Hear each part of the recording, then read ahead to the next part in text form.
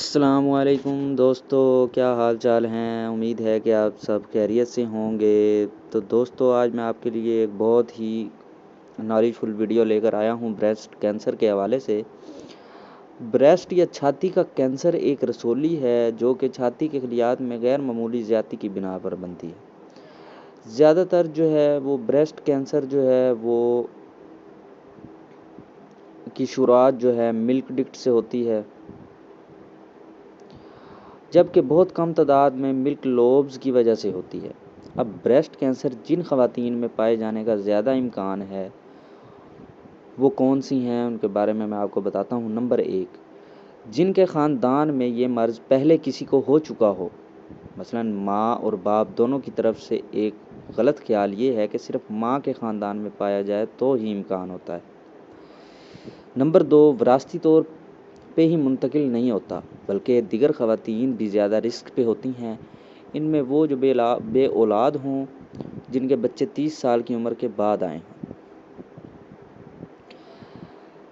اس کے بعد نمبر 3 ہے، جن کے مخصوص ایام کم عمری میں ہی شروع ہو گئے ہوں، جیسے 10-11 سال کی عمر میں، یا جن کے مخصوص ایام زیادہ عرصے تک چلتے رہے ہوں، جیسے 55 سال کی عمر کے بعد بھی۔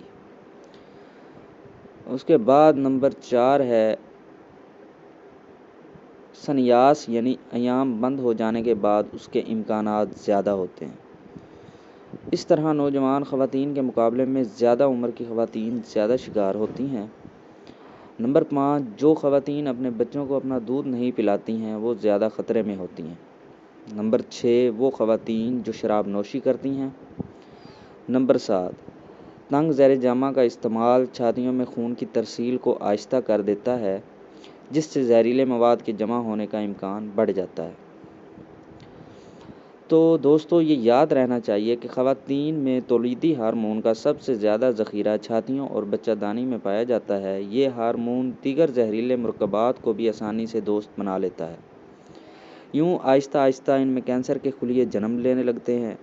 صرف چھاتی نہیں، اکثر لوگوں کو جو ہے اوزار بند جو ہے وہ ٹائٹ باندھنے کی عادت ہوتی ہے، یہ بھی کینسر کو جنم دے سکتا ہے۔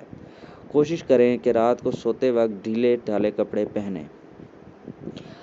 اب بریسٹ کے کینسر سے جو ہے وہ بچاؤ کے لیے کچھ اقدامات میں آپ کو بتاتا ہوں، وہ کیا ہیں۔ نمبر 1 جو ہے، سادہ کھانا کھائیے۔ تازہ پھل اور سبزیوں کو اپنی روز کی خوراک کا حصہ بنائیے۔ بازار سے لانے کے بعد سبزی اور پھلوں کو اچھی طرح دھو لیں تاکہ ان پہ موجود کیمیا، کھاد اور جراثیم کا ادویات اچھی طرح صاف ہو جائیں۔ نمبر 2، تیل یا چکناہٹ کا استعمال کم کریں۔ تیل یا چکناہٹ میں زہریلے مرکبات جذب کرنے کی صلاحیت زیادہ ہوتی ہے، تو وہ اسے جسم میں زیادہ دیر تک رکھ سکتے ہیں، یوں خلیوں کے عمل میں رکاوٹ ڈال سکتے ہیں۔ تو نمبر 3، اپنے وزن کو جو ہے مقرر حدوں کے اندر رکھنے کی کوشش کریں۔ 100 بیماریوں کی ایک بیماری موٹاپے سے ہے۔ نمبر 4، چھاتی میں اگر گٹھلی محسوس ہو تو اس کی گرم سین کرنے کی ہرگز ضرورت نہیں۔ جسم کے اندرونی زخم کو کینسر کے زخم میں تبدیل کر سکتی ہے۔ ڈاکٹر سے رجوع کریں۔ اگر ڈاکٹر میموگرافی ٹیسٹ کرانے کا مشورہ دے تو بلا تاخیر کرائیے۔ چھاتی میں موجود تمام گٹھلیاں کینسر نہیں ہوتی، اس لیے گٹھلی موجود ہونے کی صورت میں جب تک ٹیسٹ کی رپورٹ نہ آ جائے اور ڈاکٹر کو حتمی رائے نہ دے دے، فکر مند ہونے کی ضرورت نہیں ہے۔ اب بریسٹ چھاتی کے کینسر کا جو علاج ہے وہ کیا ہے؟ اس کے علاج کا انحصار جو ہے وہ مریض کی شدت اور یعنی جو علاج کا انحصار ہے وہ مرض کی شدت اور مریض کی حالت پہ ہوتا ہے۔ اگر مرض ابتدا حالت میں ہو تو ریڈیو تھراپی یعنی شعاعوں کے ذریعے علاج، کیمو تھراپی یعنی دواؤں کے ذریعے علاج، یا گٹھلی کو آپریشن کے ذریعے الگ کر دیتے ہیں۔ زیادہ محفوظ صورتحال میں رہنے کے لیے بعض اوقات جو ہے متاثرہ حصے کو مکمل طور پہ کاٹ کر الگ کر دینے سے مرض سے چھٹی حاصل کی جا سکتی ہے۔ کیمو تھراپی یا ریڈیو تھراپی کے ذیلی اثرات خاصے شدید ہوتے ہیں، اس کے لیے جو ہے پہلے سے ذہنی طور پر مریض اور گھر والوں کو تیار رہنا چاہیے۔ یہاں یہ بات جاننا ضروری ہے کہ بریسٹ کینسر کا شکار مرد بھی ہو سکتے ہیں، لیکن ان میں اس کی شرح غیر معمولی اور بہت کم ہوتی ہے۔ چھاتی کے کینسر کی مریض عورت کو بھی توجہ، محبت اور حوصلہ چاہیے ہوتا ہے، اسے بیجا شرم کی وجہ سے اس سے محروم نہ کریں۔